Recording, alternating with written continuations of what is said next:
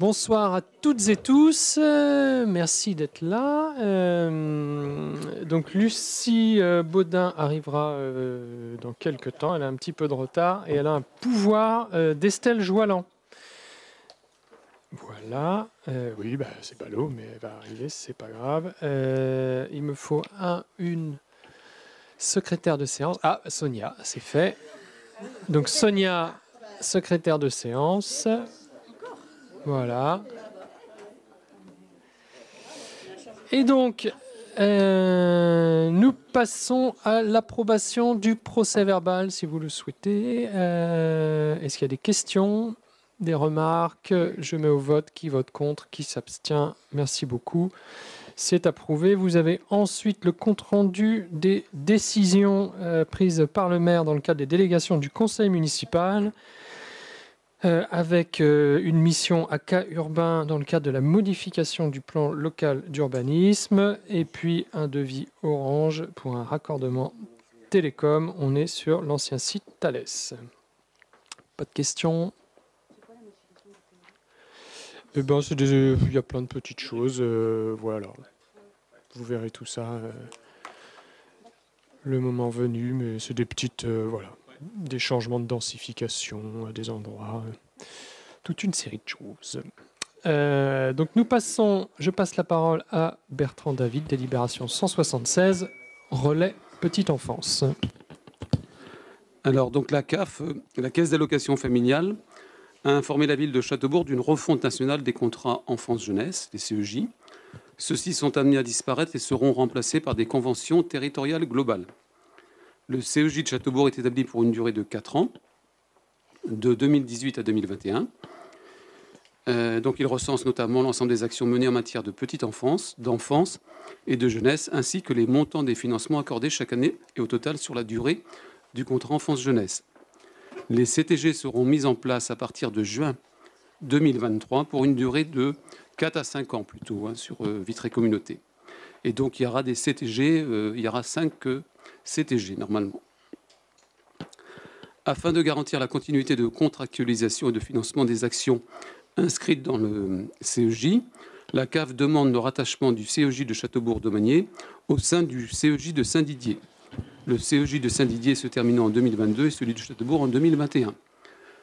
Parce qu'en attendant de faire les contrats territoriaux, les contrats de... les CTG, il faut qu'on prolonge les CEJ. Alors tu as la délibération 177. Ah, je me suis trompé.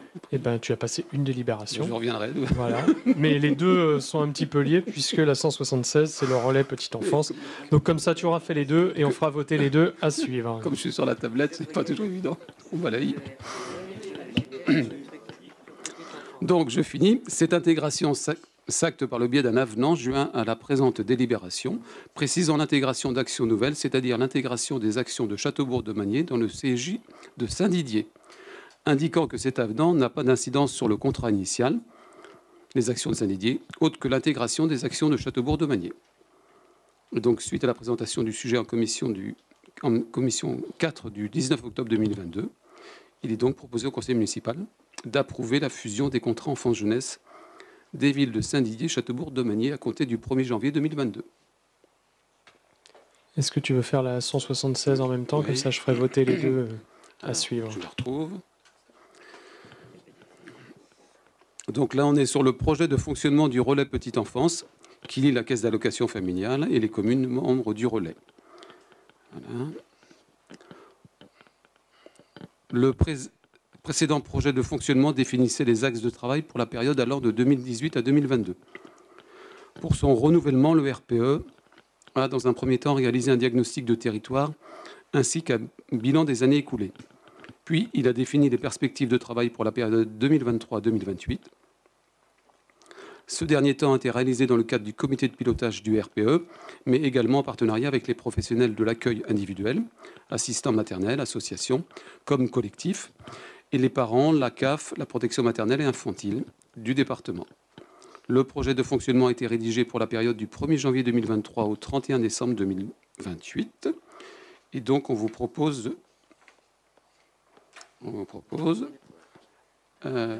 d'approuver le projet de... Voilà. Est-ce que je repasse Pratique. J'ai un problème avec la tablette. T'as craché dessus. Non, je repasse sur l'autre. Mais oui. Très bien. Donc, il y a une première délibération qui est l'approbation du projet de fonctionnement 2023-2028 du relais Voilà. petite enfance. Est-ce qu'il y a des questions? Oui, Christelle.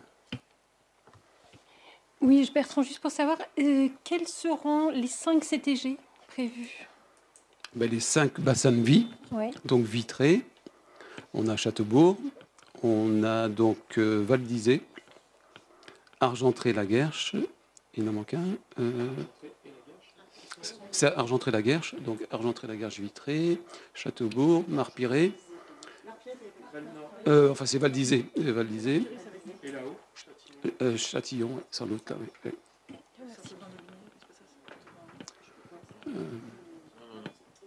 Mais donc, c'est toujours piloté par Alors, Vitré Communauté. Là, c'est piloté par. On a eu notre première réunion avec KPMG.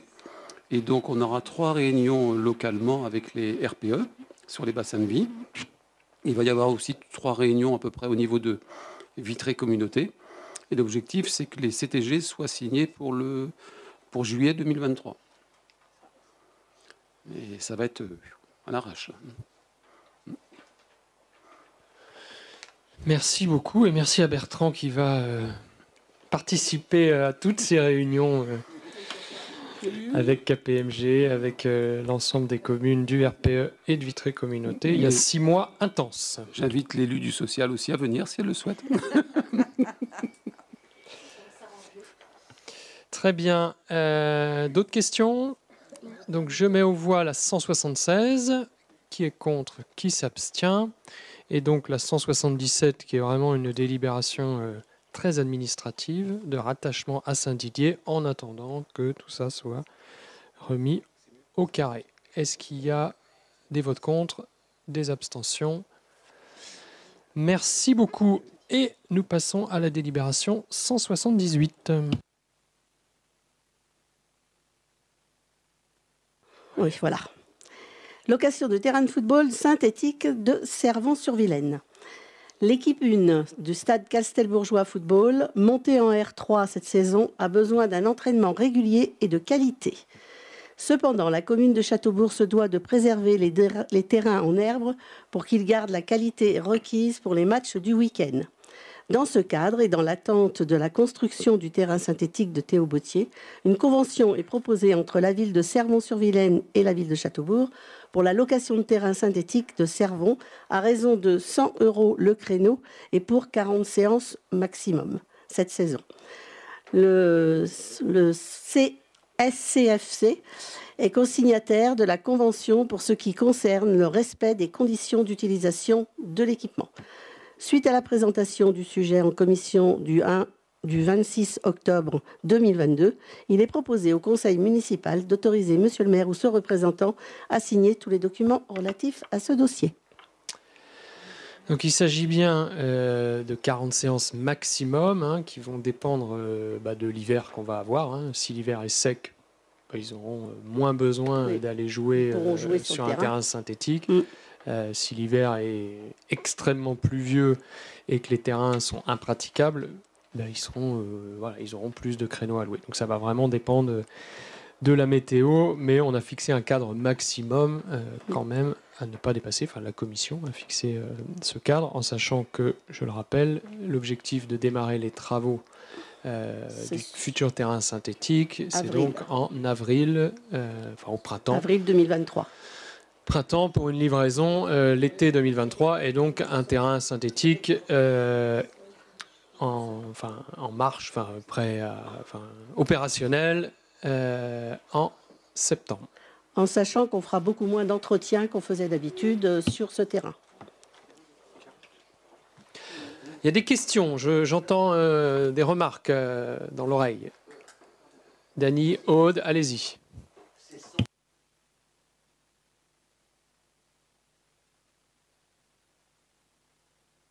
Donc ça comprend en effet, y a les vestiaires avec, il y a les éclairages, il y a tout ça, bon voilà. On va entretenir ce terrain justement puisqu'il va être fait, mais d'habitude on l'entretient. Il y a un coût aussi qui se fait toute l'année sur l'entretien du terrain. Non, il n'y a pas que tondu. On a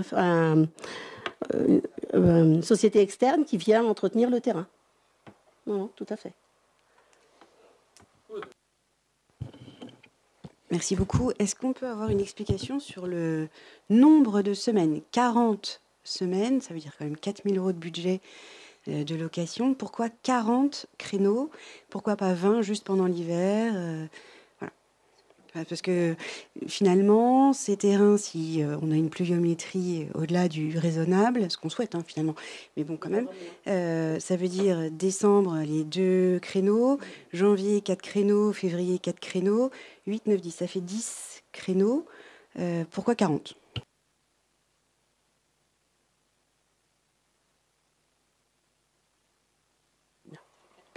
Déjà. Et en même temps, s'il fait bon, enfin si le terrain est jouable, ils ne vont pas aller jouer sur le terrain synthétique.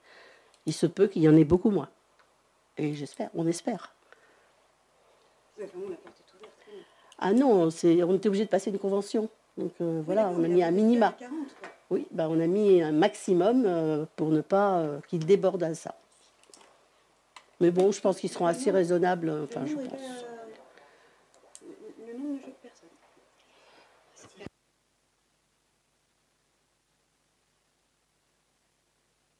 Est-ce qu'il y a des membres de la commission qui veulent réagir? Romain? Non, moi je voulais savoir si c'était une subvention qu'on leur donnait et c'est eux qui payaient après, ou si c'était la mairie qui souhaitait les faire partir à Servon pour. Est-ce qu'ils auront ça en plus de leur subvention? Ah oui, on est hors subvention. Okay. L'idée, c'est de leur permettre de s'entraîner si jamais les terrains sont impraticables, voilà, à hauteur, avec un maximum de séances. Ouais. Tant que les terrains en herbe sont praticables, il n'y a pas à utiliser. Mais non, mais il n'y a rien de validé. Moi, j'ai proposition de la commission. Maintenant, je ne sais pas qui était en commission, mais allez-y, prenez la parole. Si vous voulez qu'on redébatte de ce sujet et qu'on reporte la délibération, pas de souci. Justement, qui décide à un moment donné que les terrains sont praticables ou pas? Est-ce que c'est eux ou alors c'est à la mairie qui dit non, à partir d'avril, maintenant, ça sera à Châteaubourg? C'est un échange entre les services techniques et le club. Et Didier? C'est les services techniques. Un terrain potable pour jouer le week-end.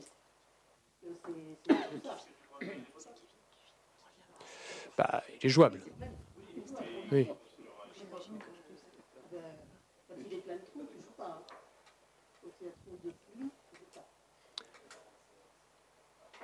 Qui était en commission parce que ça a été vu en commission, a priori. Donc, qui... Vous voulez qu'on reporte la délibération? Non, mais est-ce que le conseil peut mettre une autre jauge À 30? Ah oui, par exemple, à 30, oui. Oui, on peut. C'est ça, 15 semaines. C'est un peu plus cohérent, non? Que pense la commission? 30 maxi? J'espère que ce sera moins. Ben oui. Là, actuellement, il pleut pas. Mais c'est pas besoin du synthétique. Ils s'entraînent au sillon. L'idée, c'est pas de ruiner le terrain du sillon, en fait, parce que c'est le terrain d'entraînement aujourd'hui de l'équipe des seniors, c'est le stade du sillon. Et c'est vrai que si c'est détrempé, le risque, c'est qu'on ruine le terrain et qu'après, l'été d'après, on soit obligé de le refaire complètement. Et là, tout de suite, on est obligé de remettre 10 000 balles pour refaire minimum, d'ailleurs. Là, concrètement, par exemple, là, on a fait un petit rafraîchissement du terrain pour qu'il puisse tenir jusqu'aux travaux du synthétique. Il y en avait pour 3 000 balles, 3 000 à 4 000 balles. Donc ça va très vite. L'entretien d'un terrain en herbe, ça va très vite. Donc c'est vrai que si jamais c'est très pluvieux et que l'ensemble des seniors s'entraînent sur le sillon, le risque, c'est que le terrain il soit à refaire complètement et qu'on soit obligé de sortir 15 000 à 20 000 balles. Donc l'idée, c'est plutôt d'essayer d'aller s'entraîner sur un synthétique que Servon accepte de nous prêter. Je vous rappelle que Servon, ils ne sont pas obligés. Maintenant, c'est lié aussi au niveau du club. Il y a un club aujourd'hui qui est en R3, qui est premier en R3, qui joue la montée à nouveau. Donc forcément, ils sont face à des clubs qui ont tous des terrains synthétiques, qui s'entraînent tous sur synthétique, et les matchs de cet hiver auront lieu sur synthétique. Donc il y a aussi, voilà, il faut qu'ils puissent faire quelques entraînements sur synthétique pour que quand le dimanche ils sont face à des équipes et que ça joue sur synthétique, qu'ils aient aussi, qu'ils soient habitués aussi au jeu sur synthétique, parce qu'il y a vraiment une différence entre un jeu sur synthétique et un jeu en herbe. Donc le risque, si on a un hiver très pluvieux, c'est que le club soit désavantagé par rapport aussi aux autres clubs autour. Maintenant, l'idée du club, très clairement, c'est pas d'en abuser. C'est la dernière saison, puisqu'il y aura un synthétique après. Donc voilà. L'idée, c'est de trouver le bon compromis. Enfin voilà, on n'est pas face à un club qui va non plus. Voilà, on discute beaucoup avec eux en ce moment. On se trouve le bon compromis. On a aussi, aujourd'hui, pourquoi on utilise plus les terrains en herbe qu'avant aussi. Il faut se dire qu'aujourd'hui, il y a le football féminin. Donc, en fait, on a beaucoup plus de créneaux d'entraînement qu'avant. Vous avez les masculins, les différentes générations de jeunes, et puis vous avez aussi aujourd'hui le public féminin. Et donc, il faut beaucoup plus de créneaux. Donc, il faut qu'on fasse attention aussi à nos terrains en herbe, sachant que nos terrains du bas, les terrains qui sont en bord de rivière, l'hiver, on sait bien que c'est injouable. Donc voilà, on a le rugby aujourd'hui qui se développe aussi. Donc ça veut dire que le rugby utilise aussi son terrain, un des deux terrains du Sillon. Donc voilà, tout ça, ça fait que on est restreint en terrain en herbe et que on peut prendre le risque. Mais après, si on doit refaire complètement le terrain du Sillon l'été prochain, c'est un billet de 15-20 000 balles qu'il faudra sortir versus 3 000 ou peut-être que 2 000 balles pour aller emprunter un terrain synthétique. Voilà. Bon. On peut limiter à 30 si vous souhaitez, si vous voulez mettre un garde-fou. Oui, mais c'est pas ça. Il y a peut-être une raison pour 40. C'était ça la question. C'était le max. C'était le max. Si tu as 5 mois, si tu as décembre, janvier, février, mars. Ça fait 4 mois. Oui, d'accord. Ouais. Il y a 2 fois 2 semaines de vacances. Donc t'en es vraiment. Non, il y a quand même des stages qui se passent. Il y a les stages, il y a plein de... L'entraînement aussi. Non. Non. Moi, je laisserais 40 avec, par contre, tous les mois un petit point pour voir l'état des terrains. En accord avec les services techniques. Exactement. Mais oui, mais je pense que c'est ce qu'on va faire. On a mis 40 pour faire une moyenne, enfin pas qu'ils aillent au-delà de 40. J'espère. Oui. Mais ça peut être que 30. Ça t'oblige à reprendre une autre délit après. Oui. Non. On a eu des années où... Mets ton micro, Daniel. Il y a eu des années où tout de même, j'ai fait quand même presque tout l'hiver, j'ai mis des arrêtés. Donc ils ne pouvaient pas jouer sur les terrains du tout. On ne sait pas quel hiver on aura, quelle année va être pour les terrains. Est-ce que c'est pluvieux, pas pluvieux? Là, on n'en sait rien. Et franchement, j'ai eu des années, ça a été très... J'ai dû mettre jusqu'à 14 arrêtés. Oui, vous confirmez. Après, quand vous jouez en district, et c'est pas pour rabaisser le district, c'est vrai qu'avant, quand le club était en D2 ou en D1, vous jouiez face à des clubs. Le club jouait face à des clubs qui n'avaient pas de synthétique non plus, donc il y avait une certaine équité. Tout à fait. Là, il faut se le dire. Enfin, je veux dire, là, c'est Janzé, Noyal, Laguerche. On est face à des clubs, Servon, qui ont tous un synthétique. La Boixière, tout le monde. Donc après, on peut se dire qu'on les pénalise, mais je pense qu'il faut. Ils sont premiers du classement, et puis c'est qu'une année, puisque après, il y aura le synthétique. L'idée de la question, c'était pas du tout de les pénaliser. Hubert, je vois que tu. Ah oui, vas-y.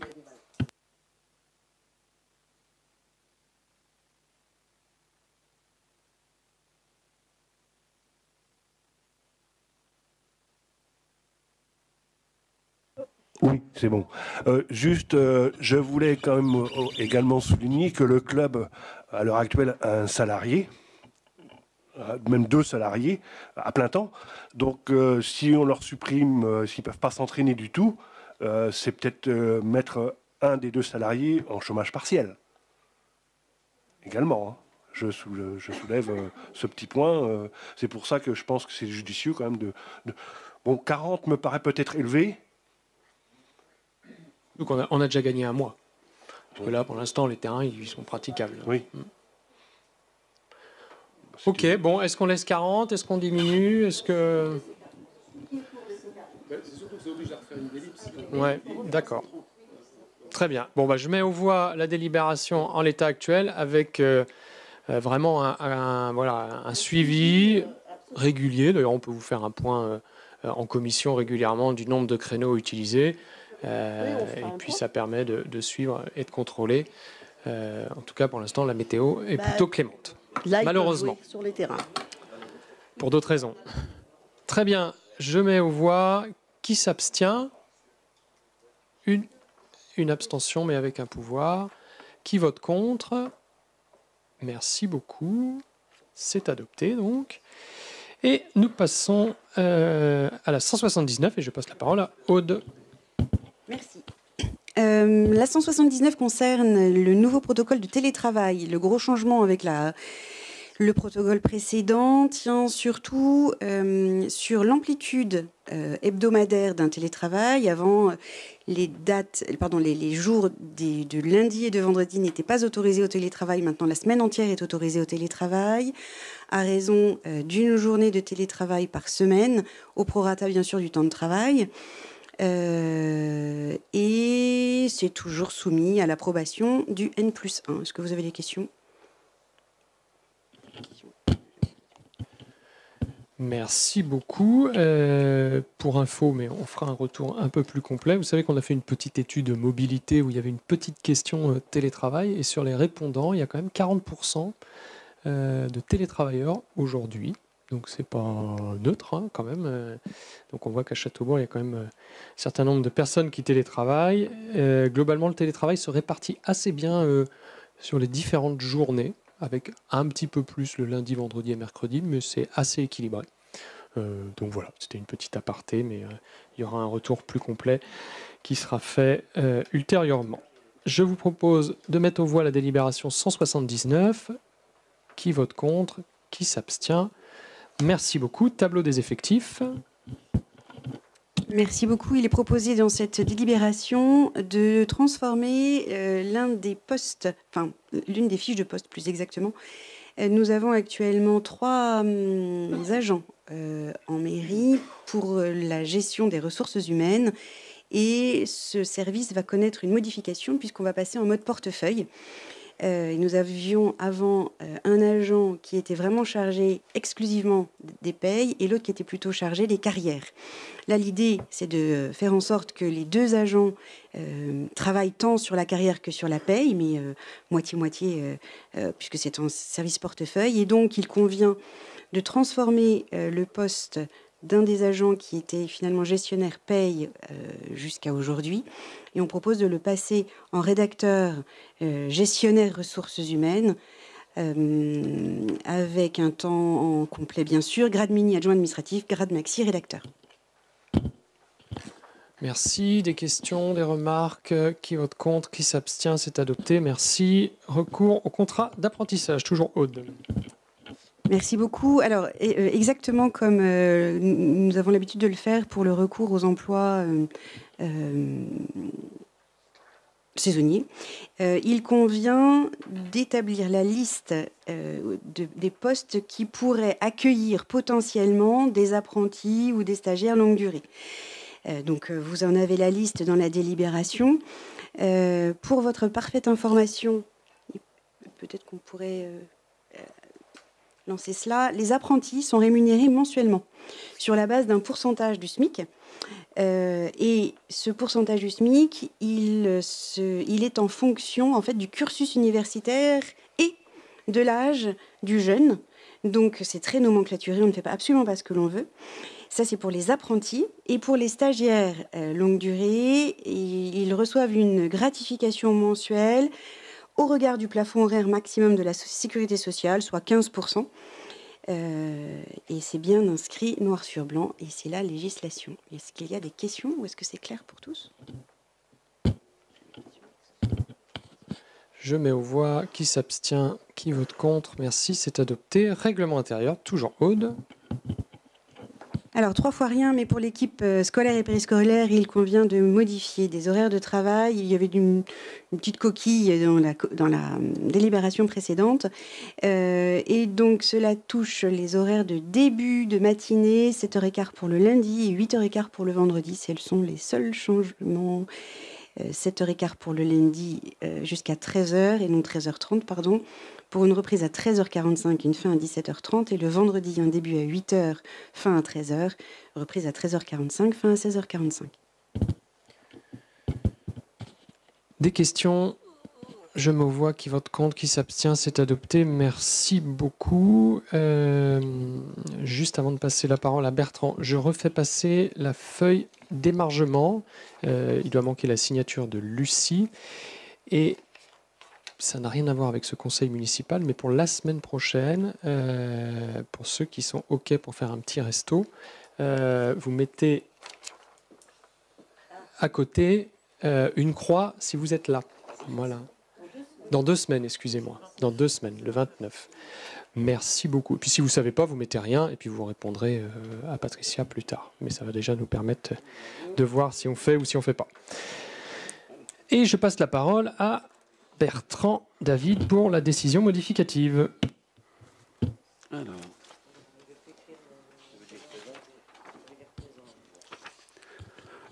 Donc, la décision modificative numéro 2 de l'exercice 2022 a vocation à ajuster les inscriptions budgétaires du budget primitif pour tenir compte de la consommation finale effective des crédits, mais aussi des nouveaux engagements juridiques et comptables.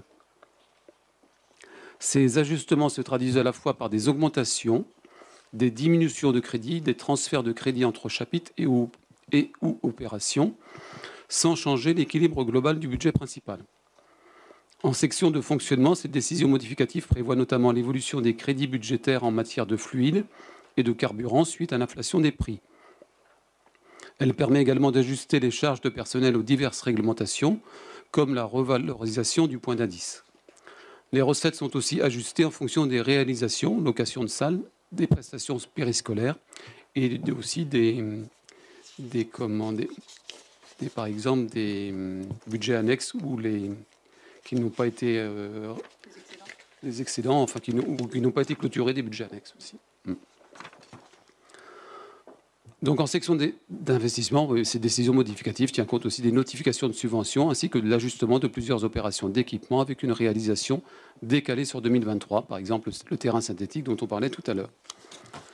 Donc au global, sur la section de fonctionnement initiale qui était à 11 038 059,98 €, on a une décision modificative de moins 546 483,85 €, ce qui nous donne une section de fonctionnement à 10 491 576,13 €. Sur la section d'investissement de 10 707 178,66 €, on a une décision modificative de moins 1 966 900, ce qui porte la section d'investissement à 8 915 278,66 €. Au global, on passe d'un budget initial de 21 920 238,64 € avec une décision modificative de moins 2 513 383,85 € à un budget de 19 406 854,79 €. Donc, on a déjà vu en fait en détail, on vous a donné aussi un tableau de toutes les modifications. Si vous souhaitez, je dirais, des précisions, c'est le moment. Mais sinon, on va voter globalement, ça ira. Voilà. Je ne vais pas vous refaire. Rien de plus que ce qui a été présenté en conseil municipal privé. Bon, si vous le souhaitez, on peut refaire. Mais bon, je ne le sens pas. Je mets aux voix. Qui vote contre? Qui s'abstient? Merci beaucoup. Et nous passons à la délibération 184, denrées alimentaires. Éric. Il s'agit d'un avenant pour de plus-value dans le cadre de l'accord cadre denrées alimentaires dans un contexte inflationniste. Donc, vu la délibération du Conseil municipal du 23 novembre 2021, l'article du Code de la commande publique, et l'avis de la commission des marchés passés en procédure MAPA, en date du 18 octobre 2022, on souhaiterait, dans ce cadre de contexte inflationniste, pour la fourniture des cantines des écoles publiques primaires et maternelles de Châteaubourg, augmenter l'enveloppe, c'est le montant maximum, sur 3 lots, à hauteur de 10%. Il s'agit des lots produits surgelés, produits laitiers et fruits et légumes, donc qui passent respectivement à 26 400 €, 14 520 € et 22 000 €. Donc le montant maximum initial va donc passer de 113 300 € à 119 020 €. Ce qui ne veut pas dire qu'on consommera forcément tout, mais ça permet de tenir compte de l'augmentation du prix des matières premières. Au cas où. Peut-être, oui. Oui, et on le verra peut-être juste après sur la présentation qu'on va vous faire, mais je dirais notre assistant à maîtrise d'ouvrage nous a beaucoup aidé dans le fait de contenir cette augmentation, puisque vous voyez, elle est quand même assez limitée sur le montant global, seulement de 10%, dans un contexte que vous savez particulier, notamment sur les produits alimentaires.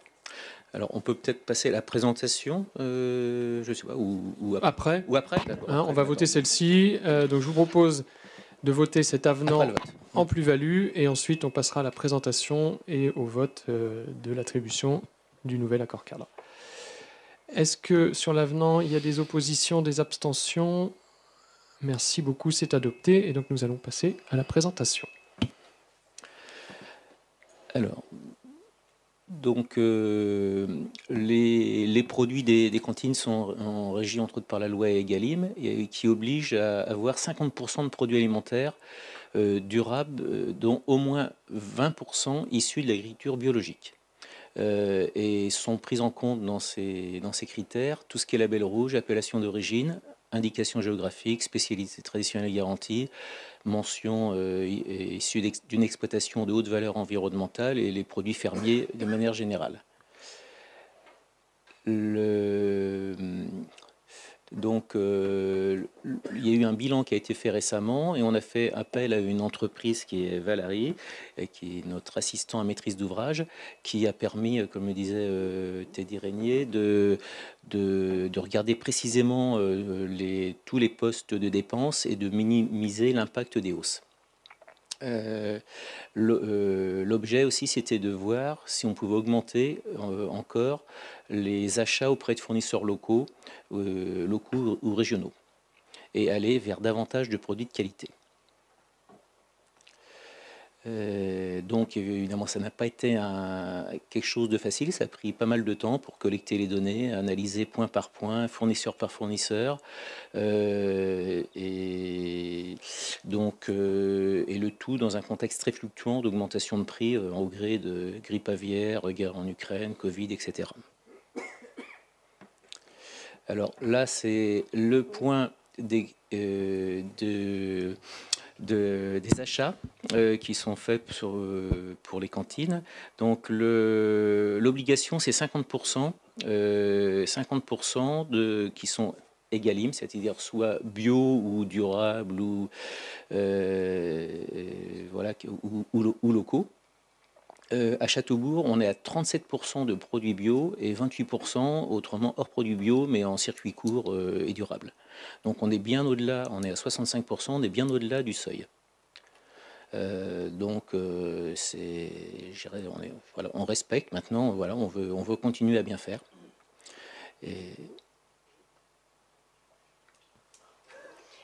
Eric, c'est 37% dans l'assiette ou c'est 37% du montant de la facture? C'est en montant d'achat, ouais. C'est pas en volume de produits. Ouais, oui. Merci.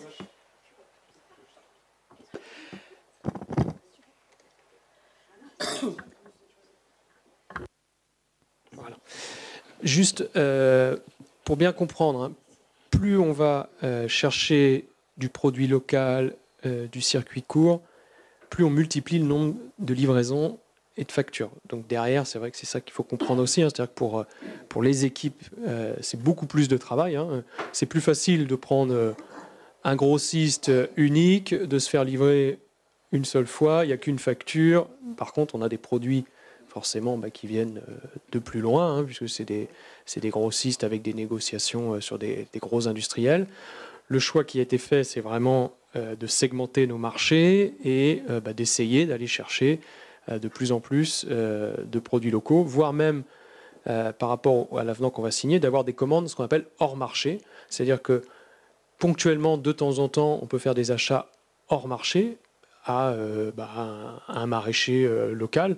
Mais tout ça derrière, par exemple, je prends un exemple, les pommes du Mitan-Crâne ou les œufs du Mitan-Crâne, ça arrive régulièrement qu'on fait des achats hors marché sur ce type de produit.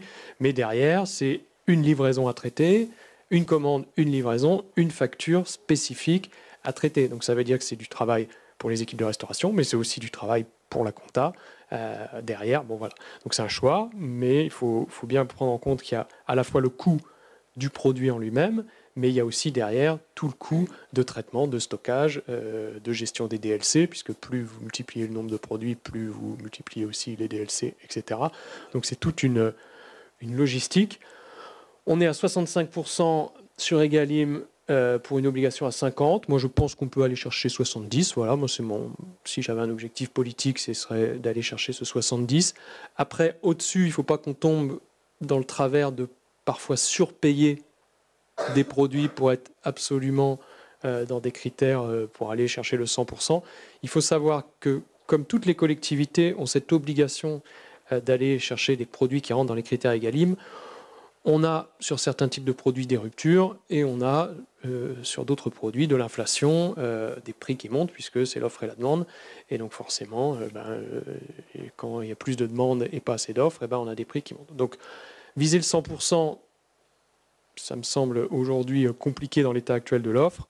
Par contre, d'aller grappiller le 70, ça me semble intéressant. Et puis d'aller grappiller le 40% de bio, voilà, ça me paraît un équilibre assez intéressant et qui placerait Châteaubourg plutôt dans le haut du panier des collectivités de notre taille, parce qu'il faut savoir qu'on fait quand même 500 repas tous les jours, c'est pas neutre, qu'on fait nos repas en régie, avec des cuisiniers dans les deux écoles.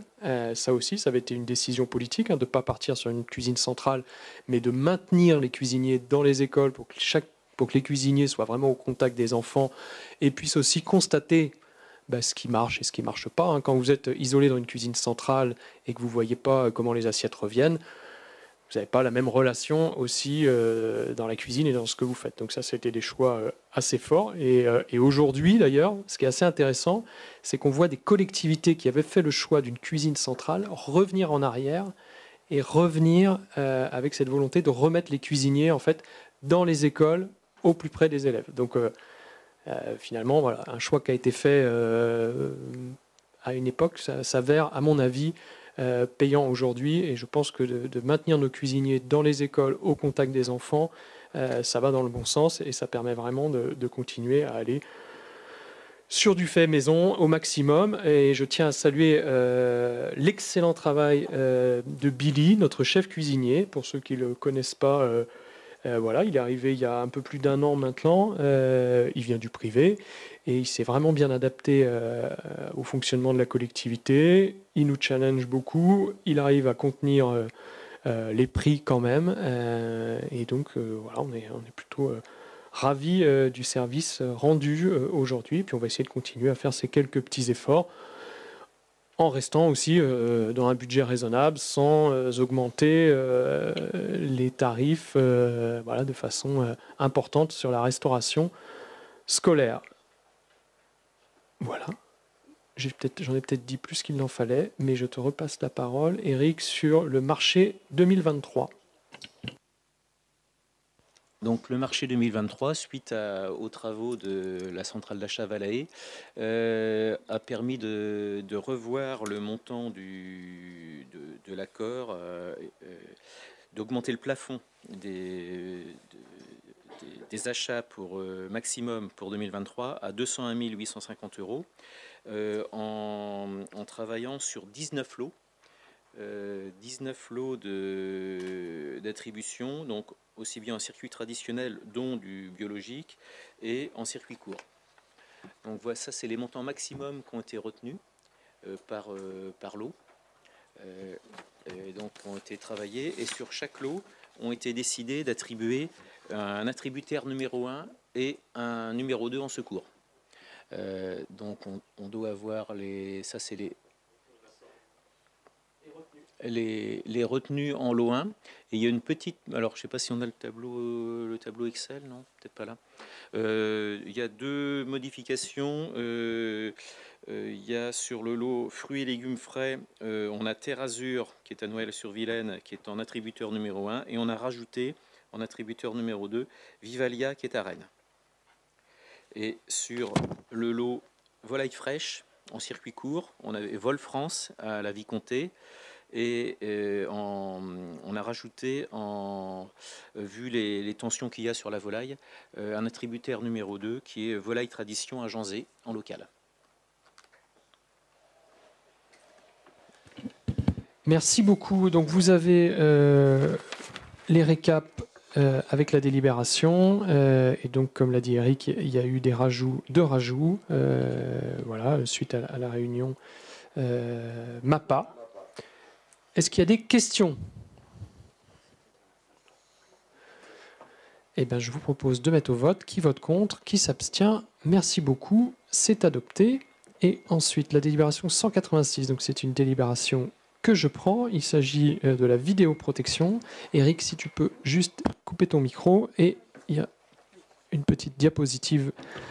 Pour rappel, donc c'est la société Erima qui avait été attributaire du marché par le conseil municipal lors de la séance du 17 novembre 2020 pour un montant total de 70 575 € hors taxe, avec une liaison radio pour la caméra sortie Saint-Melaine, donc considérant la nécessité de sécuriser le fonctionnement du système de vidéoprotection en limitant la quantité de matériel actif et de mode de fonctionnement sur batterie, il avait été pris un avenant le 12 juillet 2022 de 10 313,55 €.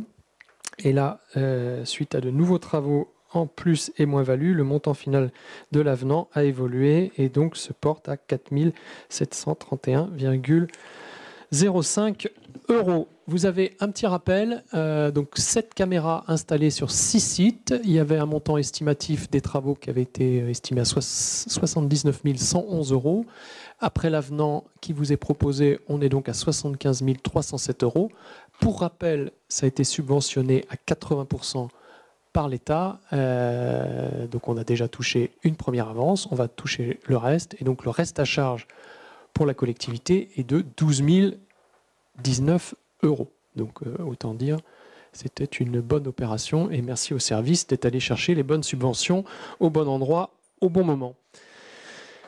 Et voilà, donc la caméra de Saint-Melaine n'est toujours pas installée. Elle le sera très prochainement, voilà, puisqu'on a eu des nouvelles aujourd'hui et ça devrait arriver, puisque c'est notamment la caméra qui va me permettre de checker les transits poids lourds et le temps entre les deux caméras avec des contrôles qui seront faits régulièrement pour voir si tout ça s'est respecté. Ça m'a l'air quand même d'être pas trop mal respecté, sachant qu'on a quand même déjà envoyé des courriers, puisque quand le policier ou moi-même voyons un 3,5 tonnes qui traverse toute la ville, si on le suit, souvent je prends la plaque et on envoie un courrier à l'entreprise. Voilà. Et depuis, c'est vrai qu'on n'a pas encore eu, j'avais dit que je verbalisais à partir de cet été, et j'ai pas encore eu l'occasion de prendre une plaque et de verbaliser, mais ça viendra notamment avec les caméras, puisque ça va être plus facile de pouvoir se poser si on constate une infraction. Voilà.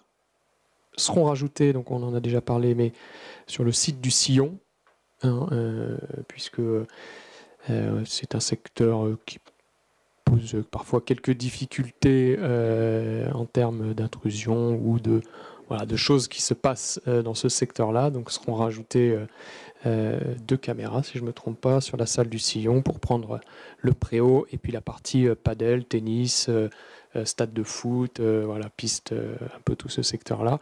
Et on retournera chercher des subventions aussi, s'il le faut.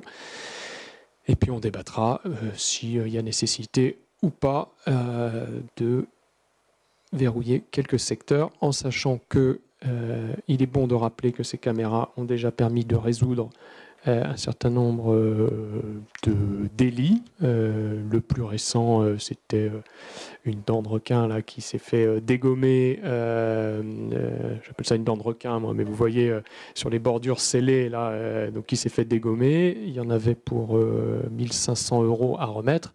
Grâce à la caméra, les 1500, c'est pas la commune qui les paye, mais c'est le transporteur qui a ruiné ça. Donc, bon, voilà, l'un dans l'autre, il y a tous ces petits délits dans le centre-ville qu'on arrive à résoudre, et puis il y a eu des délits un peu plus importants qui ont permis à la gendarmerie d'utiliser les images sur réquisition du procureur pour faire avancer les affaires. Donc, tant mieux, voilà, pour 12 000 €, ça a déjà rendu beaucoup de services.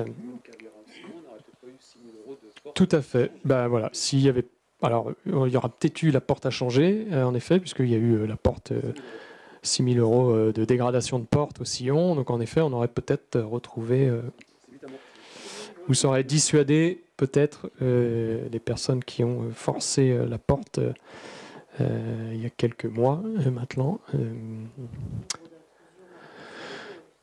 Tout à fait. Des remarques, des questions, Romain? Moi, je voulais juste savoir quand est-ce que le département allait changer les panneaux pour interdire le passage des poids lourds. Le département n'est pas favorable à mettre sur ces panneaux 3,5 tonnes interdit. Réponse écrite, reçue, il y a une semaine, 10 jours, voilà. Donc oui, en effet, à Vitré, quand vous êtes à Vitré... Oui, mais même à Vitré, quand vous êtes...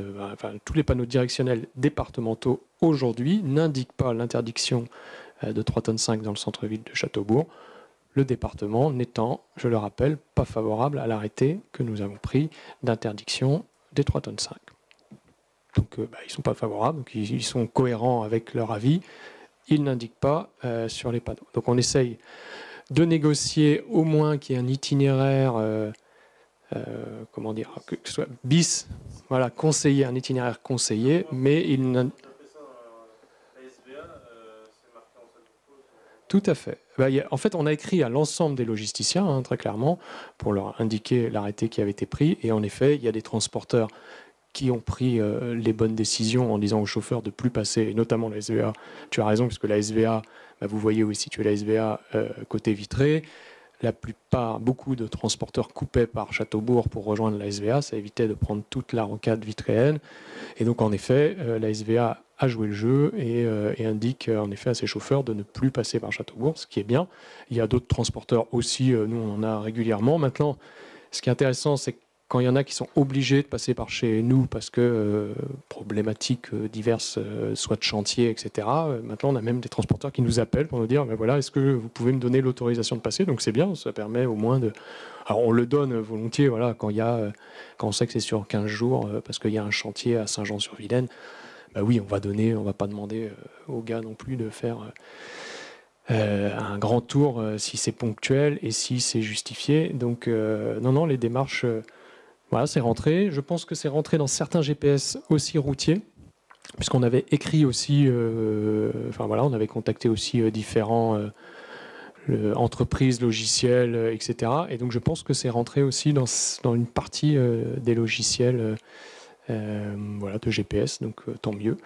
Et je pense, ceux qui habitent rue de Paris, je pense à Jean-Paul, tu dois voir un peu la différence, normalement. Je pense qu'il y a beaucoup moins de camions quand même qu'à une certaine époque. Mais il en reste quelques-uns, je le dis, et c'est pour ça que, voilà, une fois que la caméra de Saint-Melaine va être faite, on fera quelques opérations coup de poing. Des questions, d'autres remarques? Je mets aux voix, qui s'abstient, qui vote contre. Merci beaucoup, c'est adopté. Construction de la gendarmerie. Toujours pas fini. Ah là là, c'est des chantiers qui durent. Puisque par délibération du 4 février 2015, nous avons donc validé la désignation d'un groupement avec M. Robaglia, architecte. Voilà, vous avez... donc il y avait un taux de rémunération. Il y a eu des délibérations le 6 juillet 2016 pour des avenants en plus-value au contrat de maîtrise d'œuvre, qui faisait passer le marché de 116 550 € à 122 869 €. Donc, suite à la consultation des entreprises, le conseil municipal a décidé de réaliser des travaux prévus en option pour un montant de 46 385 €. Donc, il y avait un carport, il y avait la prolongation du délai de travaux, l'augmentation globale du montant du délai de travaux. Suite donc à la commission MAPA du 18 décembre. Ça m'étonnerait que ce soit le 18 décembre.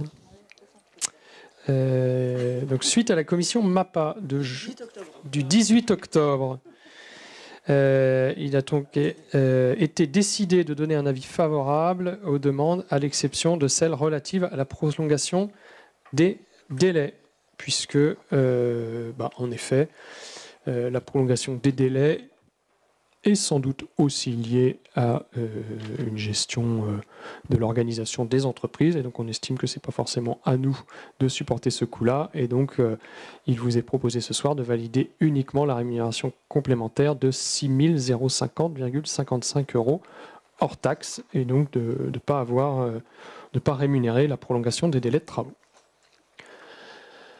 Des questions, des remarques? Qui vote contre? Qui s'abstient? Merci beaucoup, c'est adopté. Complexe sportif du Prieuré. Eh bien, on avance aussi. Gros projet du mandat, puisque il s'agit donc... On doit avoir un petit visuel qui arrive.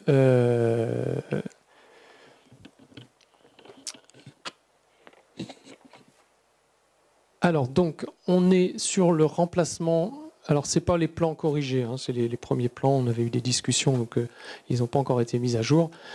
Mais globalement, on est sur le remplacement de la halle Fayel, hein, puisque la halle Fayel va être rasée et donc remplacée par une salle nouvelle. Donc, zéro artificialisation nette des sols. Monsieur le vice-président du syndicat d'urbanisme. Donc voilà, hein, on reconstruit et donc aucune imperméabilisation nouvelle. Donc on garde toute cette réserve foncière enherbée qui est juste à côté et qui n'est pas inintéressante. La salle sera donc composée d'une partie vestiaire qui sera sans doute prolongée ici suite aux discussions qu'on a eues. Un hall d'entrée, une partie clubhouse qui permettra de donner sur la salle principale, et puis une partie avec des bureaux et des rangements, avec sans doute quelques modifications qui auront lieu. Et donc on aura un couloir qui permettra de venir relier la salle Cheminel, et donc de pouvoir de la salle Cheminel rejoindre le clubhouse qui est ici, et donc de créer un vrai lien et un vrai espace de vie.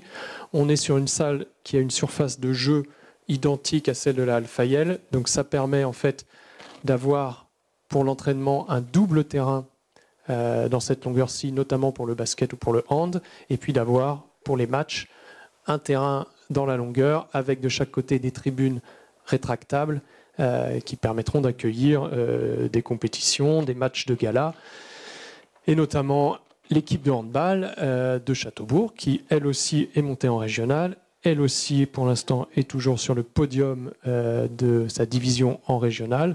Et donc, c'est vrai qu'il faut aussi qu'on donne des perspectives. Mais ça permettra aussi, notamment grâce à l'achat de dalles spécifiques, de couvrir le sol et de pouvoir rapatrier des événements. Je pense à une kermesse des écoles quand il ne fait pas beau. Je pense... pourquoi pas à des spectacles, à des choses qu'on n'a pas forcément parce qu'on n'a pas les salles qui permettent aujourd'hui d'accueillir des événements importants. Donc d'essayer de pouvoir accueillir des événements un peu plus ambitieux, voire des matchs de gala, pourquoi pas demain de l'équipe de l'Aurore de Vitré Basket, pourquoi pas d'équipes de handball un peu plus élevées. Donc voilà, il y aura toute une réflexion autour de ça. Mais il manquait aujourd'hui une grande salle de sport, de multisport, et ça permettra de libérer du coup la salle Cheminel du handball, puisque c'est essentiellement le handball qui viendra occuper avec d'autres sports, mais je dirais ce sera la salle principale du handball. Et donc ça va libérer Cheminel pour pouvoir développer aussi d'autres sports. Je pense au hockey, mais on pensait aussi, et ça il faudra qu'on voit comment on se réorganise, essayer de développer une activité de gymnastique, qui est une discipline, c'est vrai, qui manque aujourd'hui un peu à Châteaubourg. Donc voilà, une fois qu'on aura construit tout ça, on verra si on arrive avec des parents motivés, avec des bénévoles, à créer une activité. Alors l'idée, c'est pas forcément d'avoir un club élite de gymnastique, mais d'essayer d'avoir au moins sur les premières années, pour les enfants, ça évite d'aller... je crois qu'il y en a beaucoup qui vont à Cesson, à Signes, Cesson et Vitré. Voilà. Donc ça permettrait sur les premières années d'avoir une initiation et d'éviter aux parents de courir à droite à gauche. Et voilà, c'est une vraie demande. Donc l'objectif de cette salle, c'est aussi de réorganiser derrière les créneaux des autres sports et de libérer des créneaux pour soit développer des sports existants aujourd'hui qui manquent de créneaux, soit permettre le développement d'une activité gymnastique qui est, je pense, voilà, aujourd'hui quasiment la seule activité qui manque à une ville comme Châteaubourg pour avoir un panel assez large, assez important. Et puis les élus du prochain mandat réfléchiront après à la rénovation, puisqu'il ne restera plus que la rénovation de Cheminel, voilà, de cette partie-là. Et on aura après, je pense, un patrimoine sportif relativement récent, relativement important et qui permettent à nos clubs d'évoluer de qualité, de monter. Et puis on le voit, hein, puisque on voit nos clubs aussi qui progressent. Hein. On a un club de foot en régional, on a une équipe de hand qui est montée en régional, qui joue là le premier niveau. On a une équipe de badminton qui est montée en régional et qui est aussi en tête du classement. Donc voilà, on sent que ça pousse. Le tennis pousse aussi. Donc le volley à Marpiré et toute la dynamique aussi du volley qui a lieu sur Marpiré, Landavant, Châteaubourg, là, est plutôt aussi intéressante. Donc voilà, il faut encourager le sport. Et donc, oui, parce qu'il y a des vues, voilà, il y a quelques vues. Alors, on n'est pas encore dans les vues d'insertion, hein, c'est pour l'instant les grands principes 3D. Hein. Là, maintenant, on va rentrer dans l'aspect architectural. Ça devrait vraisemblablement ressembler à l'envolée. Hein. On devrait être assez proche de l'envolée. On est sur le même architecte que l'envolée, et l'objectif, c'est de tenir les coûts comme on a su les tenir à l'époque de l'envolée. Et donc, on est sur un budget de travaux estimé aujourd'hui à 2 610 000 € hors taxes. Donc, il est proposé au conseil municipal aujourd'hui d'approuver la poursuite du projet d'équipement sportif et donc de m'autoriser à signer toutes les pièces permettant de continuer ce projet avec Michaud Architecture. Une question de Aude et de Eric. Merci beaucoup. Ma question est peut-être beaucoup trop en amont du projet, mais à Châteaubourg, nous n'avons pas de gradins ou de salles dotées de gradins. Et je pense notamment à une salle de spectacle, mais qui fait aussi sport, à Châteaugiron, où les gradins s'empilent. C'est prévu là ? Oui, non, mais c'est pas la même chose. C'est pas la même chose que ce qu'elle dit. Châteaugiron, c'est une autre salle. Les gradins sont. Oui.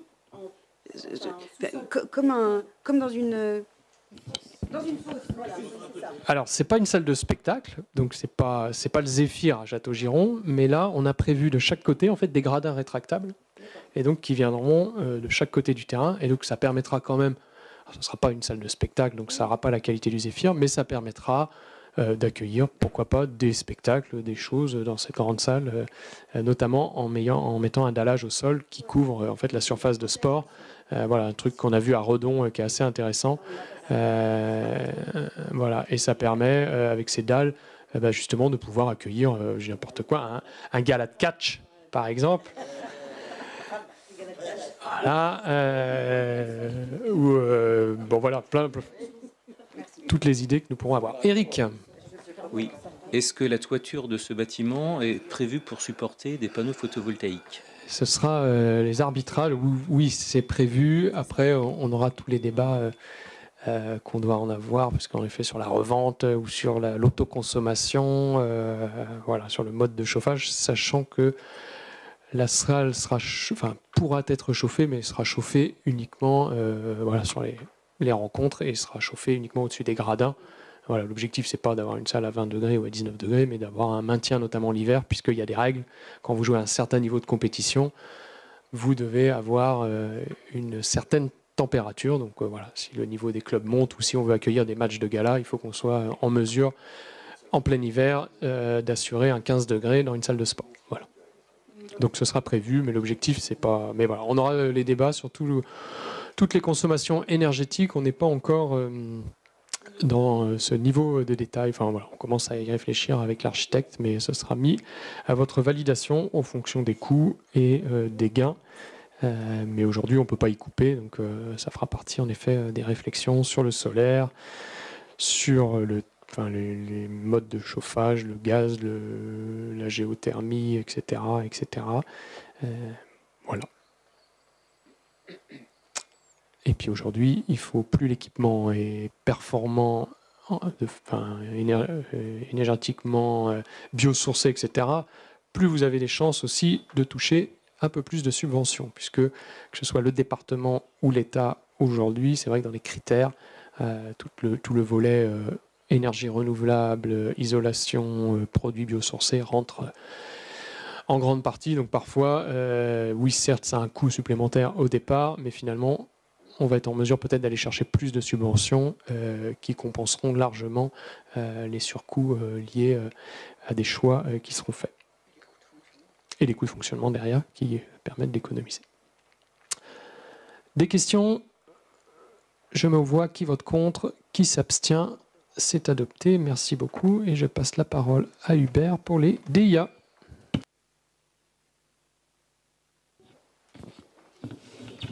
Il n'y en a pas trop. La première, effectivement, donc c'est une maison qui se trouve au 10 rue des Manoirs. On a une parcelle de 409 mètres carrés. Voilà, vous la voyez sur la diapo qui vous est présentée. Donc, pas très loin de la mairie. Pas de préemption sur cette première DIA, la 2022-093. Donc, c'est une maison au 28 rue des Cottages. Une parcelle de 556 mètres carrés. Là également, pas de préemption. Tout le monde voit à peu près où est-ce que ça se situe. C'est dans le bas de la rue des Cottages, en face un futur accès aux 3 bâtiments collectifs qui vont prendre place sur l'ancienne gendarmerie. C'est dans le bas, véritablement. On est sur la DIA 2022 094 et on est au 24 rue Louis Pasteur. Donc là, c'est un appartement, donc pas de préemption non plus. Sur la DIA 2022-095, une habitation au 55 boulevard de la Liberté, une parcelle de 635 mètres carrés. Voilà, donc sur la gauche quand on rentre dans le centre-ville, donc pas de préemption. Pour la DIA 2022-096, donc là, c'est effectivement une section, c'est 1 impasse de la Baraudière, sur cette superficie de 6904 mètres carrés. Donc tout le monde situe effectivement le projet effectivement qui est en train de sortir, donc pas de préemption. Et la dernière, 2022-097, et donc là on se trouve au 8 square de la Chênaie, sur une parcelle de 1151 mètres carrés, donc une belle parcelle, à côté du château d'eau. Donc pas de préemption là-bas. C'était la dernière DIA de cette soirée. Merci. Merci beaucoup. Il s'agissait de la dernière délibération. Est-ce qu'il y a des questions, des remarques? Alors, les événements, il y en a un paquet à venir. Que j'en oublie pas. Et puis il y a Aude. Tu veux que je te passe la parole avant les événements? Oui? Eh bien si, je te passe la parole. Merci beaucoup. J'ai fait une bêtise? Non. La ville va se parer de belles couleurs, or, rouge, verte et jaune, et blanche, pardon. Et avant cela, ou ce jour-là, nous avons besoin de quelques élus pour mettre en place une décoration sur la place de la mairie. Bien. Le samedi 26 novembre, au matin, il y a la fresque du climat et quelques-uns d'entre vous est inscrits. Nous avons 2 agents bénévoles qui gentiment veulent bien venir le samedi pour mettre les décorations de Noël. Et dans mon message signal, j'ai mentionné le dimanche 27 en faisant une erreur. Beaucoup d'entre vous avaient répondu que vous étiez dispo. Est-ce qu'à la place du dimanche 27, vous voulez bien cocher sur vos agendas le samedi 26 après-midi, s'il vous plaît? Merci beaucoup. Oui, pardon. Eh bien, le temps que vous déjeuniez après votre fresque du climat, donc je ne sais pas à quelle heure se termine la fresque du climat. Midi et demi. Donc 14h le temps de déjeuner, s'il vous plaît. Merci. Merci, et puis merci à ceux qui font des ateliers de travaux pratiques en ce moment, puisqu'il faut savoir qu'à Châteaubourg, une partie des décos de Noël est peinte et réalisée par des élus et un agent très motivé. Voilà, donc il y a... Moi, j'ai rien vu, je veux rien voir, je veux la surprise comme ça, mais j'ai hâte puisque je vois passer quelques petites photos de temps en temps. Donc merci. Merci à vous, voilà, c'est sympa, ça fait faire des économies aussi à la collectivité, et ça fait plaisir, donc voilà, c'est une bonne ambiance. Et je crois que vous vous êtes mis dans le resto, l'ancien RIE, hein, c'est ça? Et il fait meilleur que l'année dernière dans le... Non? Non, pas trop? Bon.